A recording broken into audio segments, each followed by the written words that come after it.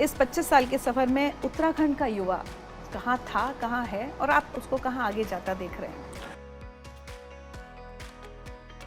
जो खिलाड़ी उत्तराखंड छोड़ के कहीं बाहर जाके खेलते थे वो वापस आके उत्तराखंड से खेलना शुरू किए। मैं सस्टेनेबिलिटी में हमने काफी काम किया। जैसे हमारे मेडल्स जो थे वो हमने ई वेस्ट के बनाए थे। यूथ का जो मेंटल हेल्थ की आप जो बात कर रहे हैं वो ज्यादातर जो अफेक्ट हो रहा है वो मोबाइल व्यूइंग से ज्यादा हो रहा है। उत्तराखंड को फोकल पॉइंट बनाना है पूरे स्पोर्टिंग हब का।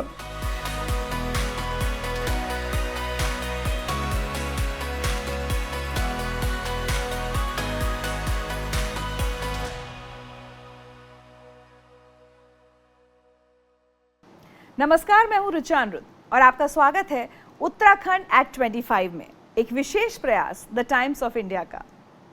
इस श्रृंखला के जरिए हम जान रहे हैं कि उत्तराखंड ने पिछले 25 सालों में किस तरह अपने लोगों की आशाओं और सपनों को प्रगति में बदला है। और हम बात कर रहे हैं उन जिम्मेदार व्यक्तियों से जिन्होंने नीतियों के माध्यम से राज्य के लिए नए दरवाजे खोले। ये एक मौका है उन कहानियों को सुनने का जो अक्सर हेडलाइंस के परे होती हैं। तो चलिए शुरू करते हैं Uttarakhand at 25 the Times of India की एक विशेष प्रस्तुति। और इस प्रस्तुति में अब मेरे साथ जुड़ रहे हैं एक ऐसे ऑफिसर जिन्होंने सिर्फ लॉ इन्फोर्समेंट में नहीं बल्कि टेक्नोलॉजी, डिजास्टर रिस्पांस और स्पोर्ट्स के क्षेत्र में भी अपना गहरा प्रभाव छोड़ा है। IIT रुड़की से इंजीनियरिंग के बाद 1997 बैच के IPS ऑफिसर अमित कुमार सिन्हा ने उत्तराखंड में कई महत्वपूर्ण पदों पर सेवा दी है। चाहे वो माउस्ट कैंप का सफाया हो, केदारनाथ में डिजास्टर रिलीफ का नेतृत्व हो या ड्रोन और साइबर सिक्योरिटी जैसे नए क्षेत्रों में पायनियरिंग काम हो। आज वो special principal secretary sports and youth welfare भी हैं और एक राष्ट्रीय स्तर के पावर लिफ्टर भी। स्वागत कीजिए Shri Amit Kumar Sinha, special principal secretary sports and youth welfare, government of Uttarakhand का। अमित जी, बहुत बहुत स्वागत है आपका उत्तराखंड एट 25 में। Thank you. इतना सारा लंबा चौड़ा परिचय आपका, और मैं कहीं पढ़ रही थी कि आपको उत्तराखंड का सिंघम भी कहते हैं।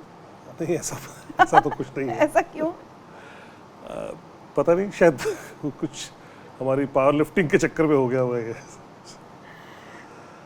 मुझे ऐसा लगता है कि सारे पुलिस वाले सिंघम होते हैं जो अपनी अपनी ड्यूटी कर रहे हैं, और चाहे सिपाही हो चाहे DG हो, सब लोग अपने अपने रोल में कुछ ना कुछ देता रहता है, इसलिए वो सब सिंघम है। But being an IPS officer, policing, सारा जो एक्सपीरियंसेस अभी आपके में पढ़ रही थी, और अब यूथ वेलफेयर, स्पोर्ट्स, क्या ज़्यादा मुश्किल है वैसे? देखिए, एक चीज़ तो मैं कहूँगा कि मुश्किल अगर स्क्रैच से या कोई चीज़ में अगर सिस्टम बनाने की बात कहें तो थोड़ा सा स्पोर्ट्स में मुझे शुरुआत के समय मुश्किल लगी कि बिकॉज नेशनल गेम सर पे था और ये रिस्पॉन्सिबिलिटी थी कि नेशनल गेम कराना है। तो वो एक होता है ना, जैसे आपको टारगेट मिला और हम लोग की प्रिपेयर्डनेस जो थी उस शुरुआत में उस लेवल पे हमें दिख नहीं रही थी कि हो पाएगी। लेकिन गवर्नमेंट की सपोर्ट, जैसे कहते हैं, अगर आप चाह लेते तो हो जाती है। तो वो शुरुआत के दिन से ही था कि सपोर्ट पूरी है, तो हम लोग उसको करा ले गए। तो it was a challenge, but and you like to take up challenges. या चलिए, अब यूथ वेलफेयर बहुत एक इम्पॉर्टेंट आजकल बात करने का एक टॉपिक भी है, क्योंकि युवाओं से जुड़ी बहुत सारी समस्याएं भी हम लोग बात करते हैं, और सोशल मीडिया है अब, तो हर प्रॉब्लम बहुत जल्दी डिस्कस भी होती है। अगर मैं 25 साल के सफ़र की उत्तराखंड की बात करूं, इस 25 साल के सफ़र में उत्तराखंड का युवा कहाँ था, कहाँ है, और आप उसको कहाँ आगे जाता देख रहे हैं? देखिए, मैं कहूँगा कि बहुत आगे बढ़ा है, और ख़ास करके पिछले, मैं अगर 4-5 सालों में ही कहूँ, क्योंकि हमारे कई सारी ऐसी स्कीम आई यूथ के लिए। हमारे नेशनल गेम के जो मेडलिस्ट हैं गेम्स में, स्पोर्ट्स की बात खास करके कहता हूँ बिकॉज यूथ हमारा स्पोर्ट्स से इक्विवेलेंट है। तो उनको जॉब लगना शुरू हो गया, उनको मेडल पे पैसे मिलने शुरू हो गए, हमारे लिए स्कॉलरशिप शुरू हो गई। और दूसरा हम कहें, हमारे जैसे महिला मंगल दल, पुरुष मंगल दल हमारे होते हैं, यूथ के हर गांव में होते हैं, हमारे लगभग 16,000 करीब है। तो इन लोगों को भी हम कहीं ना कहीं से अनुदान देके कुछ इनसे काम करवाना शुरू कर दिए। तो इनसे कहते हैं यूथ से इंगेजमेंट हमारा शुरू हो गया। तो ये काफ़ी, मैं कहूँगा कि इस 25 साल में हम बहुत मैं ये तो नहीं कहूँगा कि हम सेटिस्फाइड हैं इससे, लेकिन एक काफ़ी अच्छे लेवल पे हम ला चुके हैं। यंग टैलेंट मतलब स्टेट छोड़कर ना जाए, पलायन ना हो, यहीं उसको रोज़गार भी मिले, यहीं वो बसे अपने स्टेट की प्रोग्रेस में का वो हिस्सा बने, ये एक बहुत बड़ा चैलेंज आप लोगों के लिए रहता है। हाँ देखिए, बात तो सही है। एक समय था जब हमारे पास अगर मैं स्पोर्ट्स की बात करूं तो खेलने का मैदान नहीं होता था। आज हमारे पास 150 के करीब खेलने के मैदान, मिनी स्टेडियम्स हैं पूरे स्टेट में। हमारे पास करीब 20-25 से करीब तो हमारे पास मल्टीपर्पज हॉल्स हैं जगह जगह पे। तो ऐसे में देखें तो उनको कहीं ना कहीं अगर खिलाड़ी है तो इंटीरियर ऑफ उत्तराखंड में भी उसको कोई ना कोई खेलने की जगह मिल रही है। और एम्प्लॉयमेंट भी, चूंकि अगर कोई खेल रहा है तो उसका तो वहाँ कोई ना कोई अस्थायी कोच है, कोई उसका सपोर्टिंग स्टाफ लगा है। तो मैं तो कहूँगा इंफ्रा बनना, रोड्स हो गई, बिल्डिंग्स हो गई, और साथ में उसके साथ उसकी एक्टिविटीज़ होना, उससे अपने आप से माइग्रेशन शुरू होता है। तो मैं तो अपने आंखों से देखा मैंने कि जो खिलाड़ी उत्तराखंड छोड़ के कहीं बाहर जाके खेलते थे वो वापस आके उत्तराखंड से खेलना शुरू किए। तो it's actually reverse migration. Infrastructure की बात की आपने, स्पोर्ट्स इंफ्रास्ट्रक्चर की अगर बात करें तो कहाँ है इस समय? क्योंकि आप आइस रिंग का मेंशन करते, मैं चाहूँगी आप इस बारे में बताएं, but where is Uttarakhand in terms of infrastructure development? मैं तो कहूँगा कि दोनों तरह से। मैं इंफ्रा को जब भी कहता हूँ ना तो मैं बोलता हूँ सस्टेनेबल इंफ्रा कितना है और नंबर ऑफ इंफ्रा कितना है। तो सस्टेनेबल इंफ्रा में भी हम बहुत अच्छे हैं, और इंफ्रा वाइज तो अगर देखा जाए तो इस बार पहली बार नेशनल गेम हमने 100% उत्तराखंड का अपना बिल्टअप इंफ्रा में कराया। अच्छा। ना किसी शेड में कराया, नहीं कराया। बाकी जितने भी हमारे ओलंपिक गेम्स है सारे के सारे हमारे बिल्टअप इंफ्रा में हुए। तो ये बहुत बड़ी चीज होती है। आप, हमारे पास शूटिंग रेंज है, 160 लेन का शूटिंग रेंज है, जो कि भारत में ऐसे 3 ही है। महाराणा प्रताप स्पोर्ट्स कॉलेज के अंदर है। अच्छा। हमारे पास आइस रिंक है, हमारे पास उसी कैंपस के अंदर, उसी 108 एकड़ के कैंपस में, 103 एकड़ के कैंपस में हमारे पास 15-16 खेल हैं जो कि ओलंपिक के गेम्स हैं। अच्छा। हमारे पास जिम्नास्टिक का पूरा हॉल है, बास्केटबॉल है, वॉलीबॉल है, जूडो, जितने हमारे कॉम्बैट गेम है सबके अलग अलग अरीनाज है वहाँ पे, स्क्वॉश कोर्ट्स है हमारे पास इंडोर। तो अगर देखा जाए तो इंफ्रा में हम काफ़ी अच्छे हैं। और मैं सस्टेनेबल क्यों जोड़ रहा हूँ, क्योंकि हम लोगों ने इस बार जितना कुछ किया वो सस्टेनेबिलिटी को लेके किया।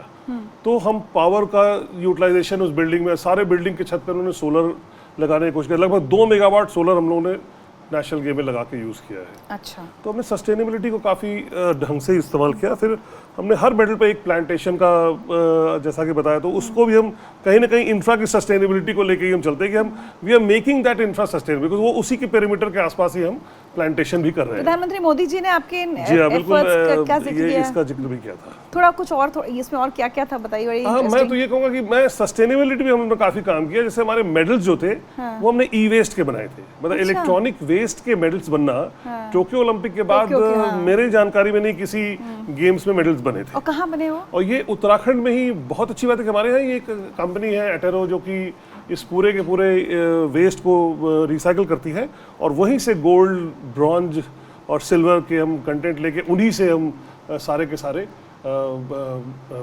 मेडल की कास्टिंग कराए और बनवाए।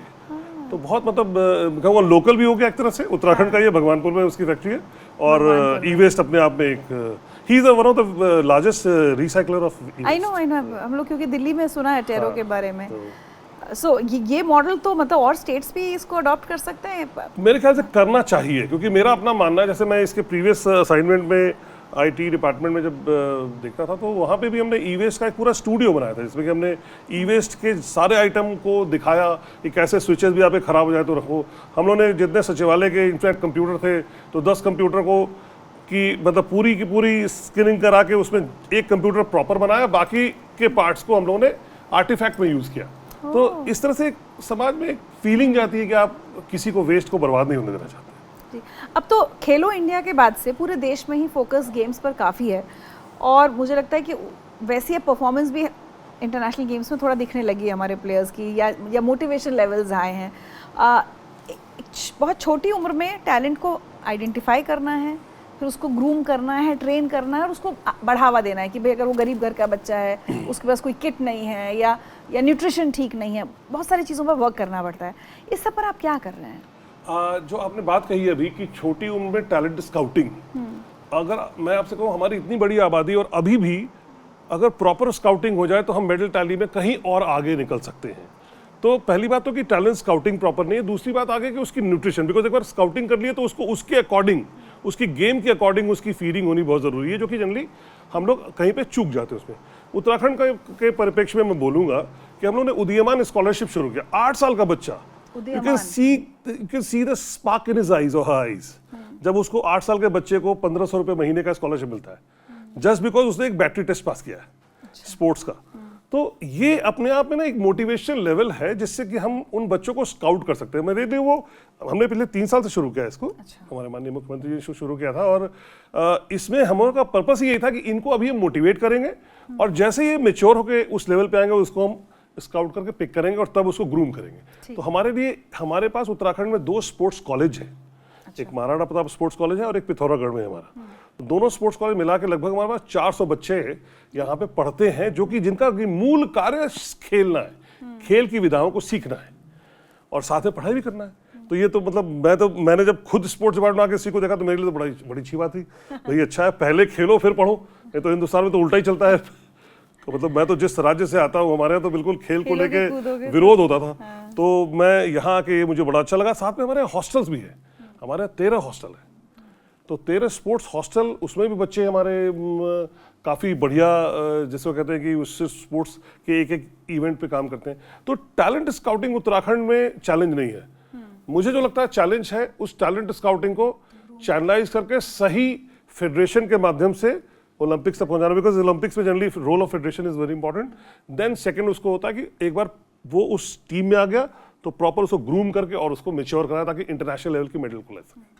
तो उसमें अभी क्या चल रहा है, ग्रूमिंग या कोचेस लाना? मैं इसमें भी आपसे एक बहुत इंपॉर्टेंट बात कहूंगा कि इस नेशनल गेम में इस एक्सपेरिमेंट को हम लोगों ने सक्सेसफुली इंप्लीमेंट किया। अच्छा, पहली बार हम लोगों ने ना फेडरेशन को अपने साथ खड़ा कर दिया। फेडरेशन से हमने कहा कोई लड़ाई नहीं है। हम फेडरेशन को बोला हम लोगों ने कि आप हमारे साथ मिलकर ही ट्रायल करिए, आप ट्रायल खुद से करिएगा, we will be the just observers, we will see, you can use our name in saying that you can't just do any hanky panky. तो उससे क्या हुआ कि एक ट्रांसपेरेंसी भी रही सिलेक्शन ऑफ प्लेयर में और अच्छे प्लेयर सेलेक्ट होके आए।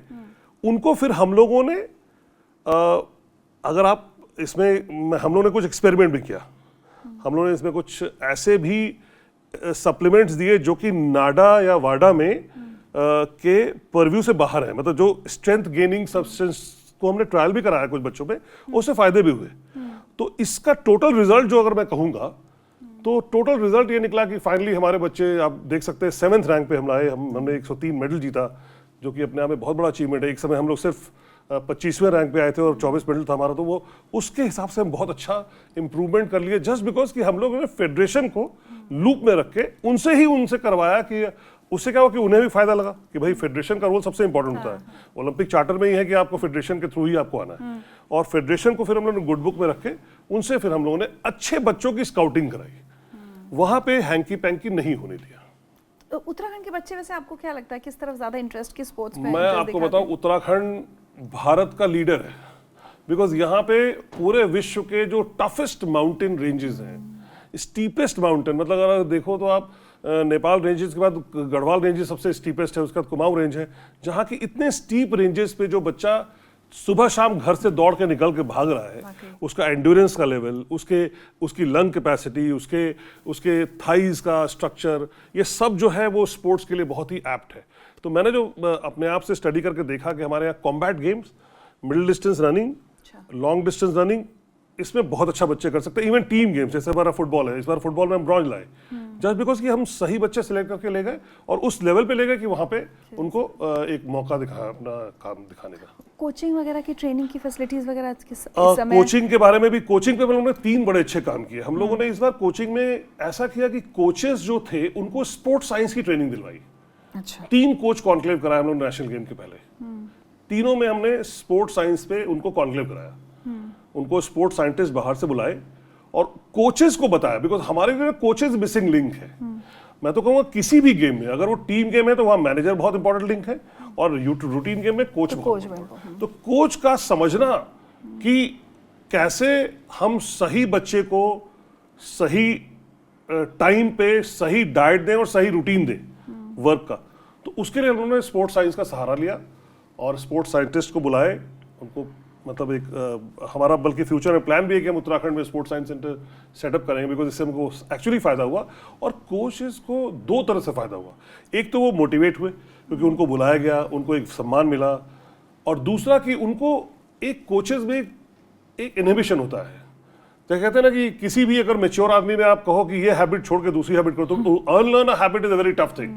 तो कोचेज में ये अप्रोच होती है, वो अपनी जिस चीज पे खुद खेला है या खुद किया है वो उसको चेंज नहीं कर सकता।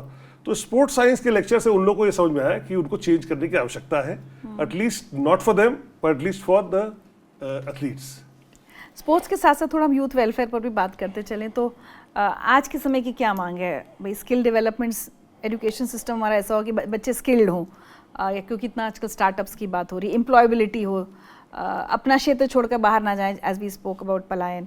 तो इस सब पर इस समय यूथ वेलफेयर डिपार्टमेंट क्या क्या इनिशिएटिव्स कर रहा है? मैं कहूँगा यूथ वेलफेयर, जैसे हमने अभी एक बहुत अच्छा इनिशिएटिव लिया कि हमने अभी मंगल दल के लोगों को, जो हमारे उत्तराखंड में एक बड़ी अच्छी चीज है, हमारे युवक मंगल दल और महिला मंगल दल गांव में होते हैं। क्या है ये थोड़ा बता दीजिए। ये गांव में स्वयंसेवी संस्थान हैं और ये अपने लोगों को समय समय पर रोजगार परक चीज़ों में इनको हम लगाते हैं और ये सपोर्ट भी करते हैं लोगों को और अर्निंग भी करते हैं अपनी। इनको हम लोगों ने समय समय पर इनको ट्रेनिंग भी देते हैं, इनको हम लोग आर्थिक सहायता भी देते हैं। अच्छा। तो जो ट्रेनिंग दिया उसमें हमने ड्रोन की ट्रेनिंग दी, इनको सिक्योरिटी की ट्रेनिंग दी, इनको तरह तरह की समय समय ट्रेनिंग दी जाती है, इनको सिलाई की, बुनाई की, मतलब बेसिक लेवल की, मतलब वो अपने सामान को कैसे बना सके और बना के स्वावलंबी हो सके। ठीक। तो वैसी ट्रेनिंग्स जो मुझे लगता है कि जो फ्यूचर है वो ऑब्वियसली स्टार्टअप्स का है, एक नए आइडिया को लेके आने का है। इन लोगों में भी हम लोगों का प्रयास ये है कि कोई ऐसे काम को करें जो रूटीन में कोई नहीं कर रहा हो, नहीं तो फिर इनकी एम्प्लॉयबिलिटी घट जाती है वो चीज़। क्योंकि अब आप देख रहे हैं इंटरनेट का ज़माना है, अगर मुझे कोई सामान अगर चाहिए और वो सामान मुझे कहीं दूर दराज से भी कोई लाके से देता तो मैं बगल वाले से नहीं लूंगा। सही बात है। तो इसीलिए शॉपकीपर्स को भी अब थोड़े अपने आप को इनोवेट करना पड़ रहा है। तो इनोवेशन पे हम लोग जोर दे रहे हैं, इनकी ट्रेनिंग डिफरेंट ढंग से करा रहे हैं। जैसे हमने अभी ड्रोन की ट्रेनिंग कराई, अच्छे खासे स्किल डेवलपमेंट के लिए हमने कैसे ड्रोन को खोलेंगे, जोड़ेंगे, बिकॉज अब ड्रोन मार्केट में ड्रोन फोटोग्राफर्स बढ़ते जा रहे हैं। तो इनकी ड्रोन की सर्विसिंग की बहुत बड़ी एक सेक्टर की डिमांड आ गई है। ड्रोन फ्लाइंग की तो चल रही थी, ड्रोन सर्विसिंग की हम लोगों ने ट्रेनिंग कराई। अच्छा। ये कहाँ पर अलग-अलग सेंटर्स हैं? नहीं, इस बार तो देहरादून में कराई, जिसमें कि 60 बच्चों को कराया था और इनको सम्मानित भी किया। इनमें बल्कि जो कुछ लोगों ने ड्रोन बांटा भी। अच्छा। तो हाँ, तो इस तरह से और भी हम लोग का प्रयास है कि स्टार्टअप वाले फील्ड में इन बच्चों को मोटिवेट करने की आवश्यकता है। यूथ एक्चुअली वेट कर रहा है। मैं तो कहूँगा गवर्नमेंट कंप्लीटली किसी को फाइनेंशियल सपोर्ट नहीं दे सकता है, बट गवर्नमेंट उसको किक ऑफ दे सकता है। तो हम लोग इसी माध्यम से किक ऑफ देने का प्रयास कर रहे हैं। तो अब अगेन, चाहे पूरा ओवरऑल यूथ वेलफेयर की बात करें या स्पोर्ट्स की बात करें, इंक्लूसिविटी की बात होना बहुत ज़रूरी है। वो चाहे जेंडर हो, चाहे आप डिसेबल्ड लोगों के लिए अपॉर्चुनिटीज़, इक्वल अपॉर्चुनिटीज़ हों, तो इस पर आपका कितना फोकस रहता है या आप क्या कर रहे हैं इसके लिए कि भाई विमेन स्पोर्ट्समैन भी स्पोर्ट्स पर्सन्स आ गए हैं? बिल्कुल बिल्कुल। मैं तो कहूँगा कि Uttarakhand, if you are aware of the socio economic structure of Uttarakhand, women का रोल बहुत अच्छा है यहाँ पे, और मैं तो कहूँगा कि प्राइमरी रोल कई बार हो जाता है। और स्पोर्ट्स में भी जो मैं जिस क्षेत्र से आया हूँ और जहाँ पे अभी ये मेरी कार्यस्थली हो चुकी है, मैं इस चीज़ को फेस कर सकता हूँ, फील कर सकता हूँ कि पहाड़ों पे विमेन की स्थिति बहुत अच्छी है। और खेलों में खास करके आप देखिए, हमारे पास जो मेडलिस्ट भी हैं उसमें अच्छे खासे संख्या में विमेन हैं। और विमेन मतलब जिस तरह से फ्रीली पार्टिसिपेट कर ले रही हैं, परिवार में उनको मोटिवेट किया जाता है। और खासकर गवर्नमेंट में, चूंकि अब तो जॉब की बात आ रही है, तो जॉब इक्वली दोनों को मिल रही है, जो मेडलिस्ट हो रहे हैं उनको मिल रही है। तो हमारे ख्याल से यहाँ इंक्लूसिविटी के नाम पे मतलब मैं तो कहूँ गवर्नमेंट का प्रमोशन तो है ही, साथ में यहाँ का सोशियो हमारा जो स्ट्रक्चर है वो भी काफी इसको सपोर्ट करता है। पैरा स्पोर्ट्स की जो आपने बात करी, हम तो अब देखो हमारे तो मनोज सरकार के नाम पे एक स्टेडियम भी हमारा बना हुआ है। मनोज सरकार हमारा पैरा ओलंपिक बैडमिंटन प्लेयर है अभी। और इस तरह से हमने काफ़ी रिकग्नाइज किया है पैरा स्पोर्ट्स को। ये ज़रूर है, उनको हमने इनाम की धनराशि तो दी है। जॉब में कई बार दिक्कतें आती है, बिकॉज कोई सा जॉब उसके लिए होता है, नहीं होता है, तो हम लोग उस पर भी विचार कर रहे हैं फ्यूचर में कैसे कर सकते हैं। बट इंक्लूसिविटी हम लोग उसमें भी रखें। कोई नई स्पोर्ट्स एकेडमीज वगैरह, परफॉर्मेंस सेंटर्स या ट्रेनिंग सेंटर्स? मैं आपको बताऊं, उत्तराखंड में जो नेशनल गेम हुए, इसके चक्कर में इसके अच्छी चीज़ ये हुई कि हमने एक वेलोड्रोम बना लिया साइकिलिंग, हमने ऑल वेदर स्विमिंग पूल बना लिया, ओलंपिक साइज डाइविंग बोर्ड। ये सब कहाँ पर है? हल्द्वानी में है हमारा।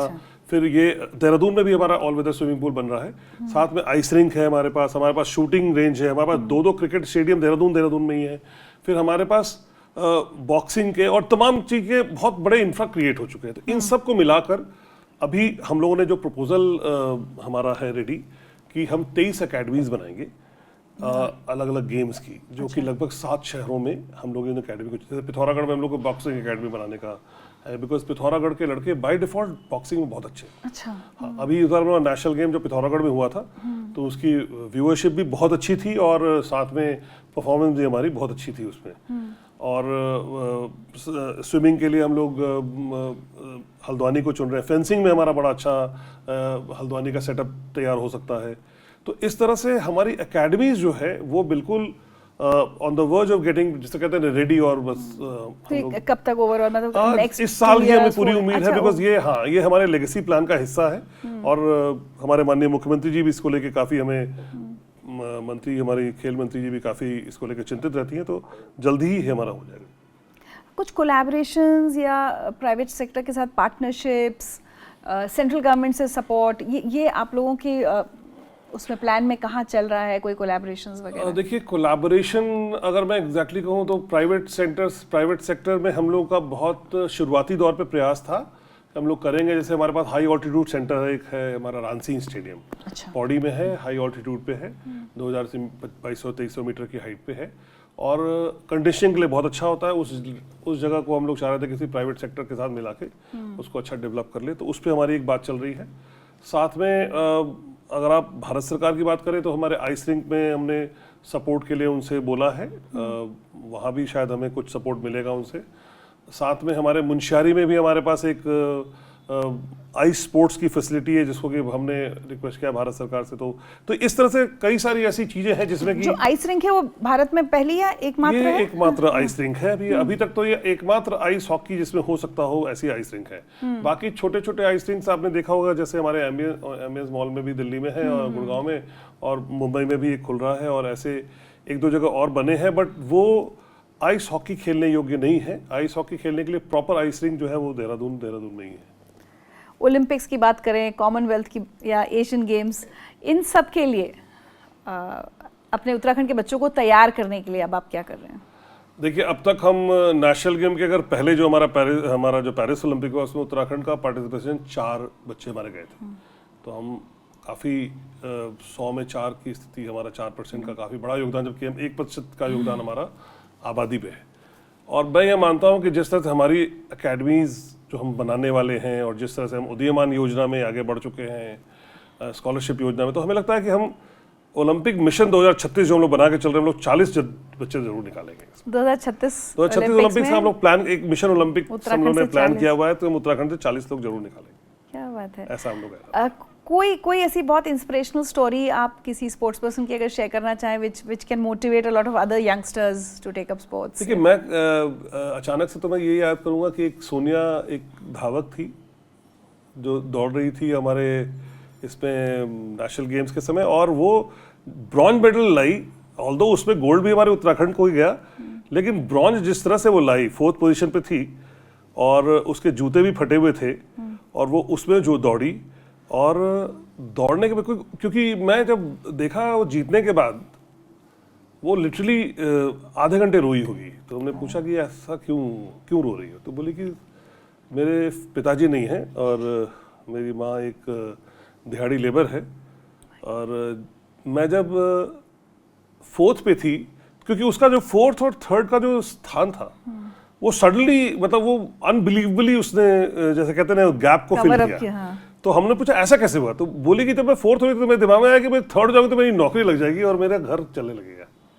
तो it was actually a touching story. हम लोग सभी को बड़ा मतलब वो लगा कि देखिए हम लोग इस नौकरी वाली बात पे कितने, क्योंकि कई लोग, हम लोग जिसको सोचते हैं, अगर स्पोर्ट्स ये मोटिवेशन दे रहा है कि वो नौकरी, हाँ, इनफैक्ट एक चीज़ मैं कहूँगा कि उसके बाद वो चूँकि पैर का साइज का बहुत ही छोटा होने के कारण उसके नाप के उसके स्पाइक्स मिल नहीं पाते थे, तो जिसके कारण उसको दिक्कत हुई कि उसके जूते उस समय उसके रनिंग से ही उसके जल गए। तो ये मैं कहूँगा कि उसके बावजूद भी उस लड़की ने जो दिखाया, और ये दिखाया कि कितनी कठिन परिस्थितियों में, मतलब अगर कहूँगा तो उसको हमारे हाई परफॉर्मेंस सेंटर में यद्यपि वो थी, लेकिन शुरुआती दौर पे जब वो आई थी तो उसके पास कुछ नहीं था।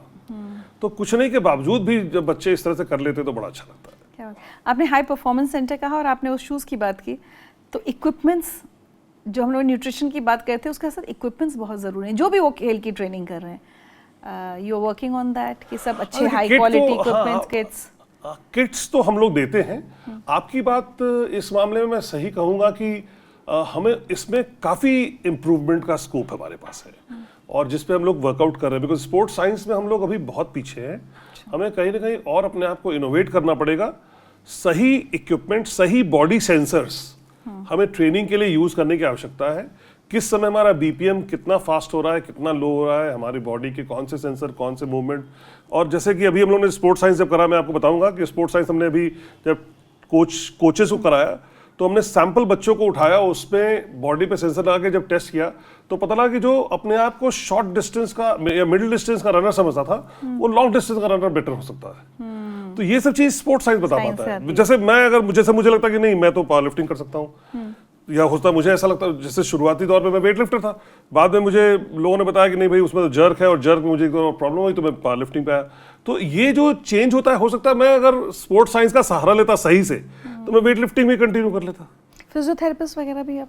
जी हाँ, फिजियोथेरेपिस्ट भी हमारे डिपार्टमेंट में होते हैं। तो मैं ये कहता हूँ कि हम लोग को कहीं ना कहीं इक्विपमेंट वाइज उन फिजियोथेरेपिस्ट को उस लेवल का करना पड़ेगा कि वो हर खिलाड़ी के पास जाके सही टाइम पर सही फिजियोथेरेपी दे पाए। तो बहुत इंपॉर्टेंट होता है रिकवरी हमारे लिए स्पोर्ट्स में सबसे इंपॉर्टेंट है। अगर कोई रिकवरी टाइम से नहीं ले रहा, जैसे कहते हैं ना, अगर आप आधा घंटा खेल रहे हो तो आपको आधा घंटा की रिकवरी भी चाहिए साथ में, बल्कि ज़्यादा ही चाहिए। So being a sportsman yourself, एकदम हैंड्स ऑन रहते हैं आप अपने डिपार्टमेंट के सब प्लानिंग, एग्जीक्यूशन सब पर, ऐसा लग रहा है मुझे आपकी बातें सुन करके। मतलब एक्चुअली आप बात सही कह रहे हो, मतलब आई लिव स्पोर्ट्स नाउअडेज।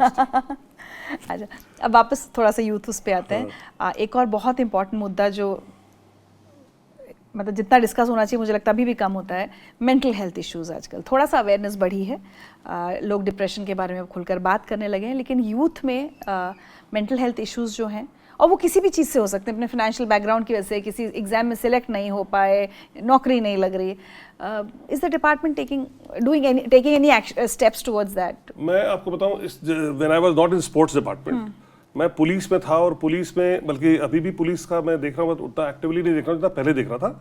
तो पुलिस में मैं देखता था कि जो बच्चे थोड़ा सा, जो हमारे पुलिस वाले ड्रग्स के चक्कर में पड़ गए, या जिसकी लाइफ में कोई ऐसी घटना हो गई उसके बाद उनको डिप्रेशन में आ गए, मैं ये देखता था कि उनको अगर आप स्पोर्ट्स में ले आते हो और थोड़ा सा लाइफ में कंपटीशन दे देते हो, तो उसमें एक वो पेपीनेस जो आता है ना, वो आपके उस मतलब एक तरह से वो इनडायरेक्टली थेरेपेटिकल होता है। तो मेरा मानना है कि स्पोर्ट्स बड़ा इंपॉर्टेंट है। हम लोग तभी स्पोर्ट्स को नो टू ड्रग्स करके एक इवेंट चलाए, और मैंने खुद इसको अपने आप में इंप्लीमेंट भी किया कि you actually feel like you should not take drugs. आपको अपने हेल्थ की ध्यान में बारे में लगता है, आप लगता है आज आपने दौड़े, जैसे दो पुराने शराबियों को मैंने जब दौड़ाया मास्टर्स, हमने पुलिस में एक मास्टर्स टूर्नामेंट भी कराया, जिसमें जो पीते हुए थे वो भी दौड़े एक समय में। तो उनका ओपिनियन नहीं था कि सर अब तो इच्छा नहीं होती पीने की। अच्छा, तो ये जो आप बात कर रहे हो ना कि मेंटल हेल्थ, मैं कहूँगा पहला तो उसमें रोल है कि स्पोर्ट्स, ऑब्वियसली काउंसलिंग बहुत इंपॉर्टेंट है। तो और जहाँ तक मुझे लगता है कि उत्तराखंड में ये स्थिति उतनी नहीं जितनी बाकी जगह, बिकॉज यहाँ पे पीयर प्रेशर उस लेवल का नहीं है कि आपको परफॉर्मेंस देना ही देना है। कई स्टेट्स में होता है, कई राज्यों में, कई फैमिलीज में इस तरह की बातें होती है कि भाई अगर आप पर्टिकुलर जॉब में नहीं जाओगे तो फिर घर पे नहीं रहो, या ये ऐसी चीज़ें यहाँ पे बहुत कम है। तो यूथ का जो मेंटल हेल्थ की आप जो बात कर रहे हैं, वो ज़्यादातर जो अफेक्ट हो रहा है वो मोबाइल व्यूइंग से ज़्यादा हो रहा है। वो भी मोबाइल व्यूइंग में उनको एक फिक्टिशियस सा एक लाइफ वो क्रिएट कर लेते हैं, जिसके बाद वो फिर अपनी लाइफ को नहीं जीते। तो मैं तो बल्कि लोगों से कहता हूँ कि ये mobile culture to playground culture पे आओ, M culture to P culture आओ, और नहीं आ सकते हो तो कम से कम अपने प्लेग्राउंड कल्चर में ही मोबाइल को इन्वॉल्व कर लो। कुछ खेलो, उसी का रील बना लो, खेलने का रील बना लो, कुछ कर लो। बट कुछ काउंसलिंग सेंटर्स वगैरह का प्लान नहीं है एज ऑफ नाउ?